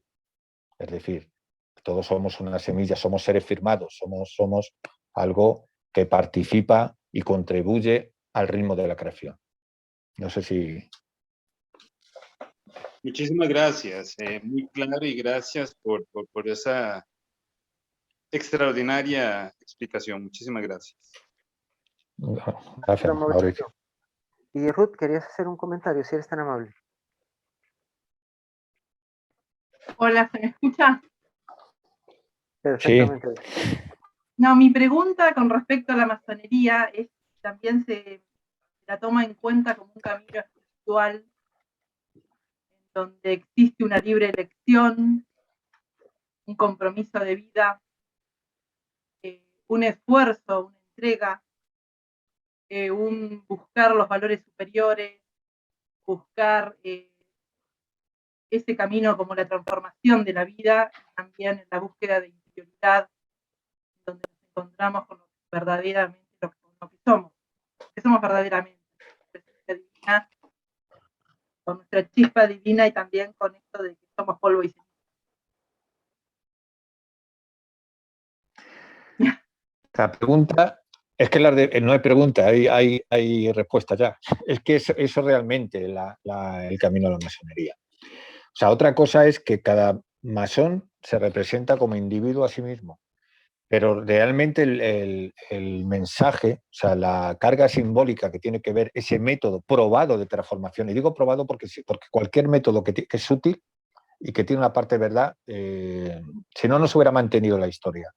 ha pasado por todos los avatares y yo te puedo asegurar, porque lo he vivido en experiencia propia, que realmente la masonería, cuando la vives y te implicas en ella, como cualquier escuela iniciática o escuela, camino de la espiritualidad, es lo que decíamos antes, si no te dejas distraer por esa Lilith, es decir, por esa fuerza seductora de la mente que te van a llevar a otro lado, si estás en continua implicación, obviamente sin perder, por eso tenemos el ego es como el ancla de los barcos, está muy demonizado, pero también es que sirve para seguir en la tierra, ¿no? Eso no se trata de vivir fuera de la materialidad o fuera del mundo, ¿no?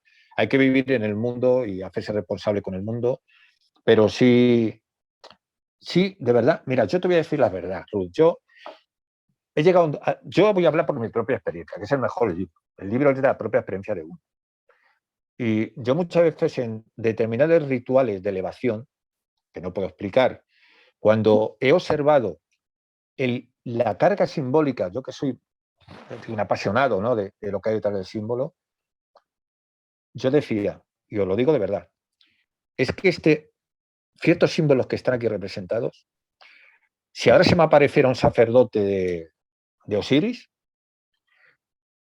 podía establecer un cierto diálogo con él a través del símbolo y de la carga iniciática que hay detrás de eso. Porque es que yo veía determinados símbolos, veía, lógicamente, la influencia hebrea, lógica, las palabras de paso, mil cosas que tienen una influencia impresionante. Pero aparte de la notable influencia hebrea en la masonería, se recogen de otras mitologías y de otros aportes, y te puedo asegurar que, por ejemplo, yo ya te digo, muchos de los ritos, cuando se están llevando a cabo, si tienes en ese egregor que se produce un nivel de concentración y estás sabiendo real dentro de la propia realidad, te das cuenta de que estás siendo un privilegiado de formar parte de una cadena que, si te das modelar o, digamos yo, lavar la piedra, y no actúan esas fuerzas, digamos, frenos de la mente, ¿no?, esos satanes interiores, pues realmente tú te estás transformando, y a través de esas energías que se están moviendo, yo muchas veces he salido de logia y sin darme cuenta, no vienen de, ¿no?, como es de racional, de Vidna, o de, no te das cuenta. En un momento que directamente estás en Hotman, eso lo sabes tú, yo lo que os escucho a vosotros. Y llego aquí a mi despacho y me pongo a escribir y a escribir y a escribir. Y un día, como un amigo tuyo y mío, Mario Sabán, el maestro Mario Sabán, en el libro El retorno a los sabios, él viene a un diálogo con él, y me hablaba de una figura que para mí era muy importante, que era Libur, cómo esa influencia de los maestros que ya no están en la Tierra, pero eso no es una posesión, es una influencia cuando estás en un estado de conciencia óptimo, claro, receptáculo, y te das cuenta de que hay un acceso que es que la Vina ni lo entiende.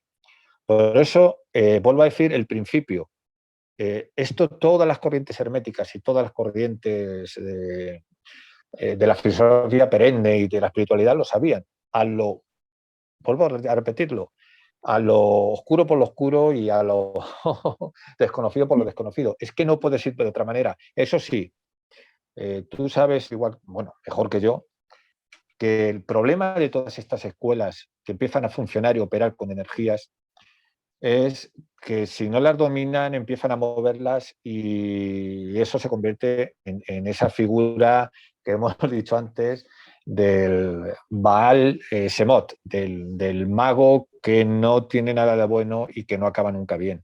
O sea, y eso es en fin, ¿qué te voy a decir a ti? No, te lo decía porque la gente prueba diferentes caminos espirituales. Sí. Y a veces en la Kabbalah me pasó que descubrí la espiritualidad una vez estando en la Kabbalah. Yo busqué religión judía, me encuentro con un maestro que me enseña los principios de Maimónides, y es cabalista y me enseña todo con la Kabbalah. Yo, después de toda una carrera en teología y una vida espiritual religiosa, flipo porque nunca en mi vida me explican todo esto de la Kabbalah, y es ahí donde yo tomo contacto con la Kabbalah y veo que la gente a veces se mete en caminos espirituales no sabe realmente que el camino espiritual tiene que tener unos ciertos requisitos para que se... Porque si no tiene esos requisitos, estás perdiendo el tiempo. Entonces yo enseño en mis clases de iniciación a la Kabbalah es, si una espiritualidad te ofrece meditar, hacer biodanza, pasarte unos buenos fines de semana de retiro espiritual, viajes a Israel, te lo pasás, o sea, súper bien con tus amigos, tus colegas, pero no te enseño que esto es un camino de libre elección, de compromiso, de esfuerzo, de estudio, de amor, en donde te tienen que enseñar el perdón, grandes valores espirituales, grandes valores para la humanidad. También tiene que hacer lo que la religión tenía que hacer y no hizo, que es la transformación de tu vida. Porque eso era algo que la religión tenía. Cuando el Homo sapiens se hace sedentario y comienza ya a solucionar su tema de supervivencia, y comienza a elevar su conciencia hacia el cielo, la religión tenía que cumplir el papel de la transformación de la vida de las personas. Y lo cumplió en su momento, lo dejó de cumplirlo. Entonces la gente comenzó a buscar caminos espirituales alternativos. Y en esos caminos espirituales alternativos a veces se los detiene a la gente. Entonces yo siempre hablo del tema de, si un camino espiritual no transforma tu vida, no te enseña valores superiores, no te enseña el compromiso, la libertad de elección, el perdón, el amor, el tema de tu interioridad, la búsqueda de la conexión por medio de la meditación, de los ayunos, de la oración, del estudio, de buscar una debekut, de buscar ir al mundo de emanación, como tú dices, porque todos los que hemos tenido esa experiencia de estar en momentos del mundo de Tzilut y bajar, es que venimos sumamente cargados, ¿no? Entonces, si alguien no te lleva la esencia de tu vida, la esencia de lo que sos, realmente lo estás pasando bien, pero no está el propósito de un camino espiritual. Entonces, por eso te lo... Sí, y un aporte solamente también que lo hemos dicho antes sobre la figura, respondiendo a Nines, a nuestra amiga también, se me olvidaba, y también un poco en el hilo que está diciendo. José Caro lo decía, José Caro, lo hemos dicho antes, lo del tema de que la raíz del bien y del mal, o sea, no hay que olvidar que viene de la misma raíz, el bien y el mal. Es lo mismo, la misma potencialidad, esa donde te inclinas, y muchas veces, claro, esa inclinación, cuando te metes en escuelas, como tú dices, que los propósitos que son profanos y que no tienen nada que ver con lo espiritual, pues la inclinación está ya clara, ¿no? Te van a llevar a una distracción de ese propósito de la mente al servicio del alma. Es donde te van a llevar, a una distracción, a un fenómeno, un sucedáneo de las nuevas creencias que te dan la espiritualidad esta casi folclórica, y todo el mundo pues piensa que es llegar, y yo lo llamo las píldoras para la espiritualidad, como que vas a la farmacia, te tomas un paracetamol si tienes dolor de muelas, y ahora hoy me convierto en masón, mañana me convierto en cabalista, mañana... O sea, el camino es muy difícil, se emprende pero nunca se acaba y no te puedes definir. Maimónides hablaba también un poco del tema este también de Isaías lo dice, del tema del mal, del bien, si es que al final somos nuestros propios peores enemigos, porque también muchas veces no tenemos la propia humildad, como tú dices, que la humildad se adquiere con el conocimiento y es progresiva y proporcional al conocimiento adquirido.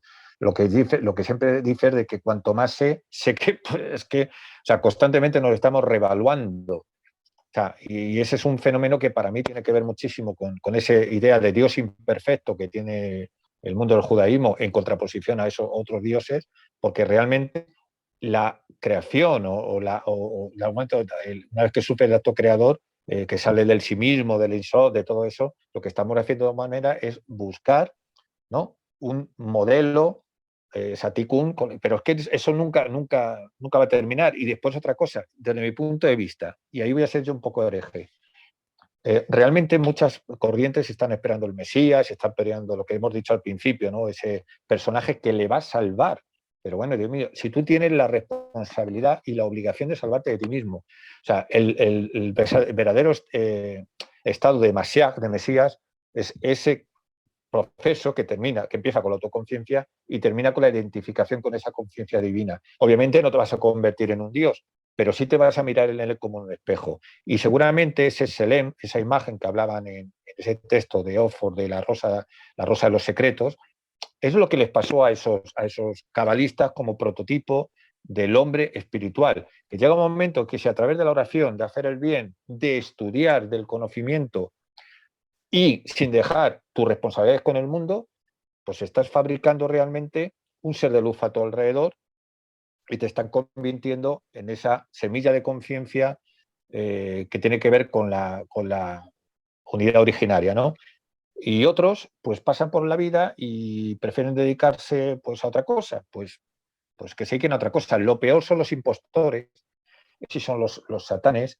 Lo que tú me decías esta tarde, que es verdad, la figura de la madre que voy a profundizar y que si tú quieres yo te brindo aquí el espacio, porque muchas veces también, mira, también hay algunas fuentes que lo asociaban con el tema del hígado, de la serpiente, de esa pasividad también, esa pasividad que es, yo acompaño a Moisés en el Éxodo, pero aunque vea las cosas, yo quiero volverme a Egipto, y seguramente en Egipto tampoco vayan a estar tranquilos, le quita, ¿no? Es el que siempre se opone a todo y es el que no va a aportar nada a tu salto de conciencia. Satán, Lucifer, en el judaísmo o en la cábala, sí tiene ese propósito de elevación de la conciencia.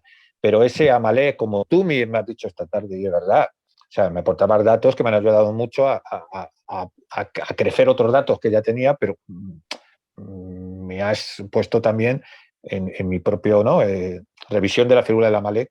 Es verdad que al final es eso, es la persona que viene, que te distrae, que no tiene ningún otro propósito que la materialidad y que ya no va a ser su propio freno interior, sino que va a ser tu freno absoluto del mal absoluto, como tú has dicho antes, del profesor que te pone, tú me lo has explicado muy bien, que te pone un 10, o sea, un 1 cuando mereces un 10. Y Satán, como tú bien has dicho, es el otro caso. Te pone un 5 para que te estimulen más. Lo has explicado muy bien. No, me encantó tu conferencia. Bueno, es una charla. Yo nunca le llamo conferencia, pero es que parece muy solemne. Uy, perdón. Parece muy solemne eso.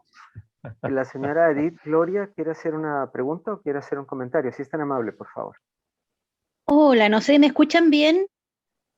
Perfectamente. Sí, perfectamente. Ya. Mis disculpas por no abrir la pantalla, pero no estoy muy presentable. Mira, quería aportar en parte respecto a la masonería. Yo participé varios años en la masonería en Chile, de la masonería femenina, y bueno, como dicen, se va perdiendo un poco la parte mística, se trabaja mucho con el civismo, entonces hacer un buen ciudadano. Entonces ahí como que se desvirtúa un poco la parte espiritual. La hermandad dentro sí funciona, pero igual como que se ha ido desviando un poco y se ha jerarquizado. Entonces yo creo que todas las logias tienen una orientación diferente, no se puede como generalizar de que toda la masonería es similar. La masonería masculina acá en Chile ha abierto sus puertas, la gente en algunas épocas del año puede entrar al templo, se les da charlas, se trata de que las personas vayan conociendo un poco, ya no está ese secretismo, esa cosa satánica que creía mucha gente.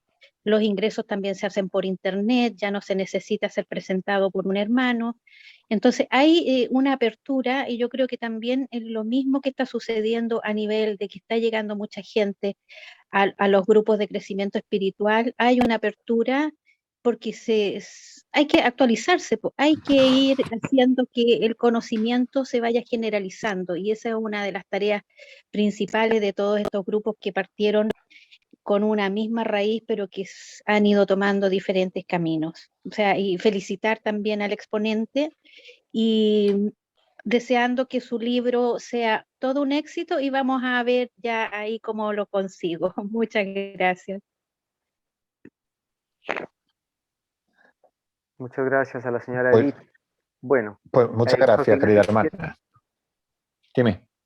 Bueno, no, perdona, no, ¿Ariel? querías decir algo más. Sí, cómo no. ¿Me escuchan?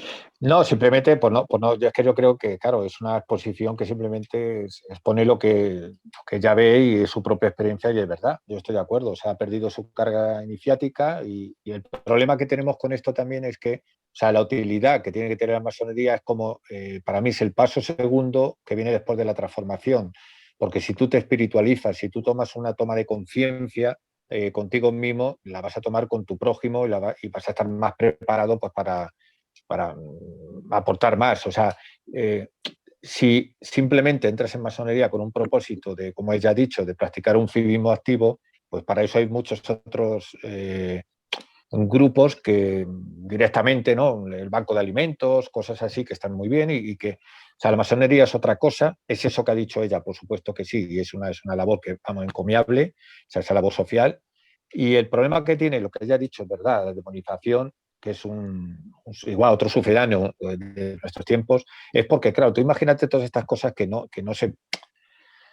tienen fácil digestión para alguien que no esté en el camino espiritual. O sea, si yo digo que Satán tiene el propósito en nuestra elevación de la elevación de la propia conciencia, me van a decir satánico. Una persona con un convencionalismo y en un estándar de lo que es en fin, desde el conocimiento absoluto, yo hago un libro y digo esto y te tildan, si eres masón y judío, bueno, yo en muchas redes sociales o cuando hacía programas no hablaban sobre los contenidos de lo que yo había hablado. Primero porque es un lenguaje que desconocen y como es un lenguaje que desconocen, aludir a algo que está en el imaginario colectivo produce esa reacción que viene de la propia ignorancia, de esos frenos de la propia mente y de la falta de educación y sobre todo de la educación en el símbolo, que dice que, bueno, judío, masón, de todo, o sea, te empiezan a atacar, pero lo que atacan no son ellos, no son las personas.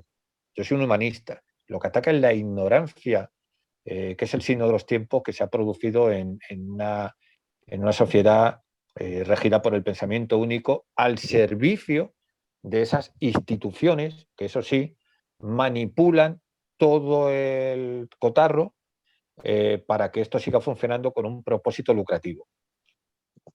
Lucrarse no es malo.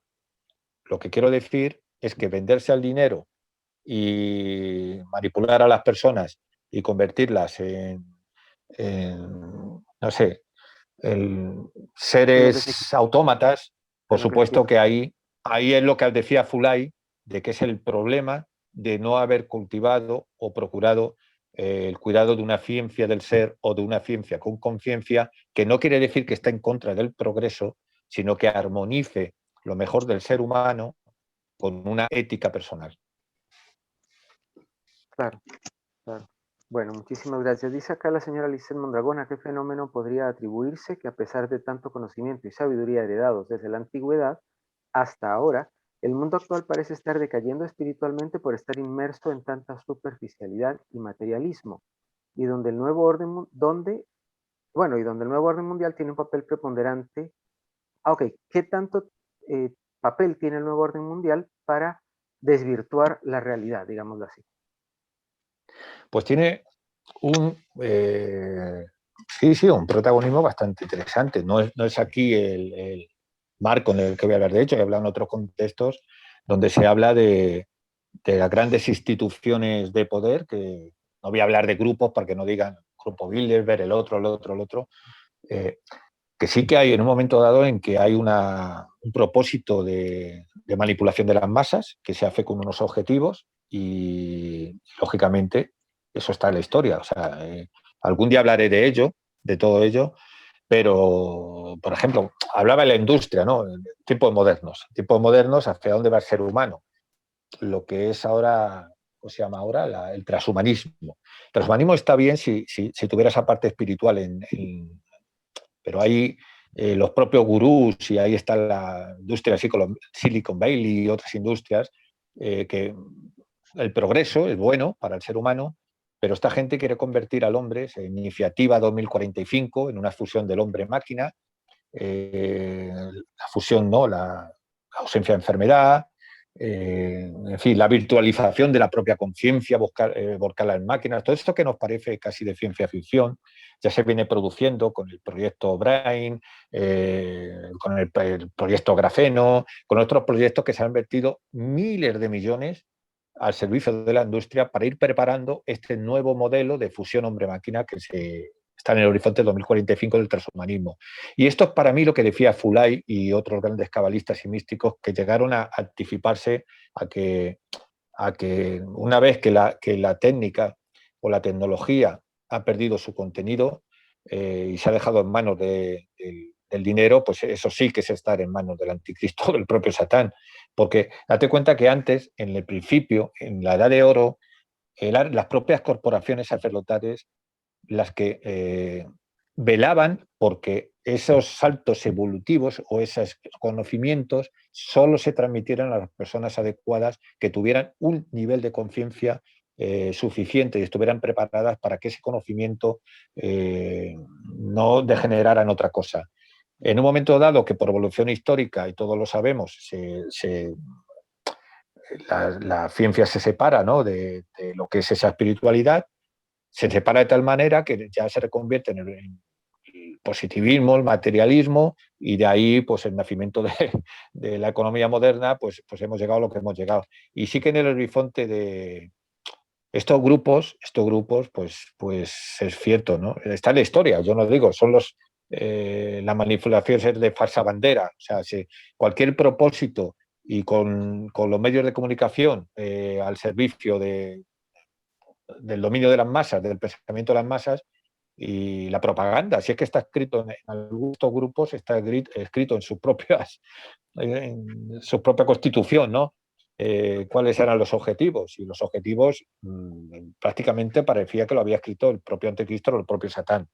Entonces, cuando yo hablo de emancipación de la conciencia y encima la masonería, muchas veces se nos acusa, que yo no estoy defendiendo a la masonería, yo estoy defendiendo yo como masón.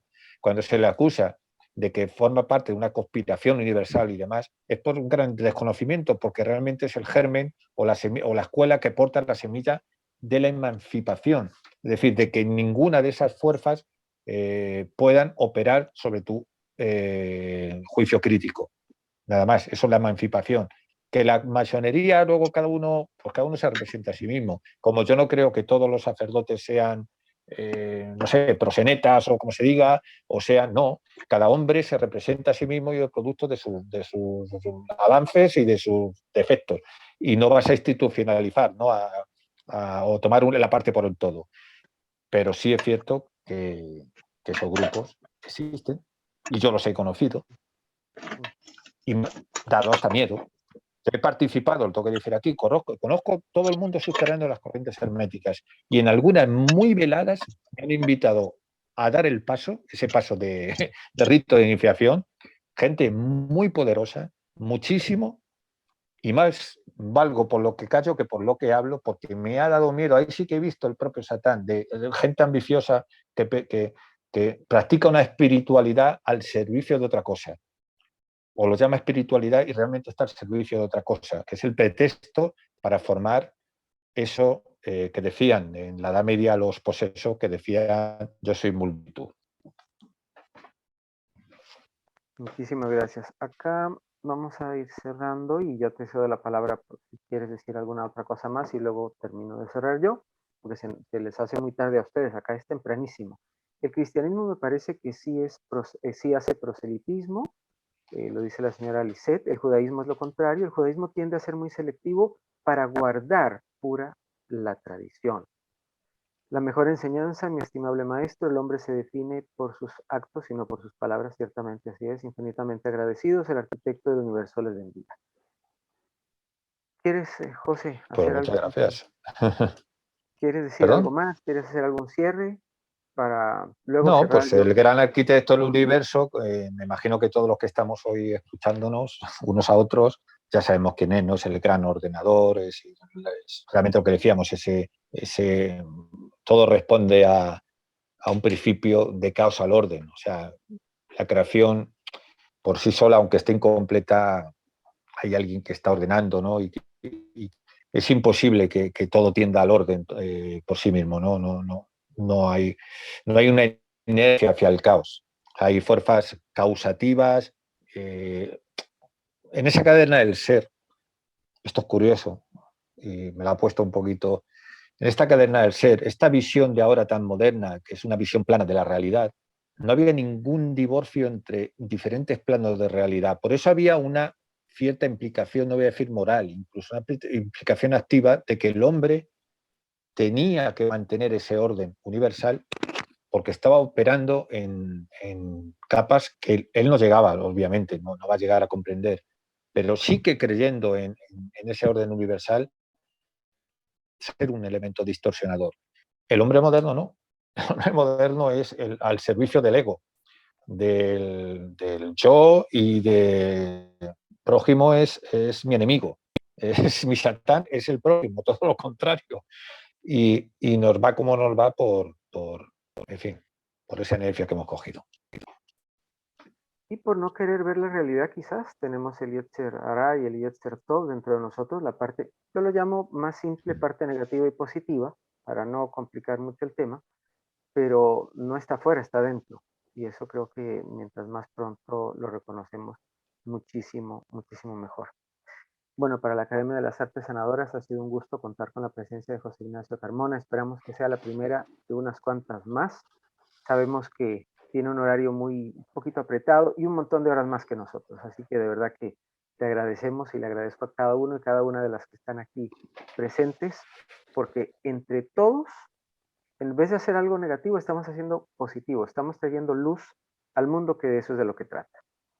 Esperamos que tengan una muy buena tarde, muy buena noche, depende del lugar donde se encuentren, y que, como les digo, sigamos aprendiendo. Ya lo decía muy bien la profesora Ruth, esto trata de aprender, así que tenemos que abrirnos al aprendizaje, no con miedo, con precaución sí, la verdad que sí, no todo es bueno, pero sin miedo. Un abrazo para todos, muchísimas gracias. Muy buena noche, muy buena tarde. Hasta luego. Muchísimas gracias. Gracias. Maestro. Buenas Gracias. noches. Sí, en la cadena. Toda raba. Muchas gracias.